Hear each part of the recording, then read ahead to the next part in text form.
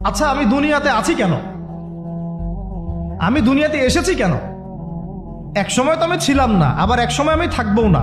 কেউ এসে চিরস্থায়ী হতে পারে নাই, তো আমরাও পারবো না। তো আল্লাহ পাক আমাদেরকে সৃষ্টিটা করলেন কেন? আমার কাছে আমার রব কি চান? আমি যদি না থাকতাম তাহলে আমার পরিবার চলতো কিনা, আমার সমাজটা চলতো কিনা, আমার শিক্ষা ব্যবস্থাটা চলতো কিনা, আমার দেশটা চলতো কিনা, এই বিশ্বের ঘূর্ণন চলতো কিনা, আর্নিক গতি চলতো কিনা, থেমে যেত? উত্তর না। আমি না থাকলে আর্নিক গতি থামতো না। আমি না থাকলে কি আমার পরিবার থেমে থাকতো না, আমার সমাজ থেমে থাকতো না, এই মসজিদ থেমে থাকতো না, এই রাজনীতি থেমে থাকতো না, অর্থনীতি থেমে থাকতো না, দেশও থেমে থাকতো না, উম্মাও থেমে থাকতো না।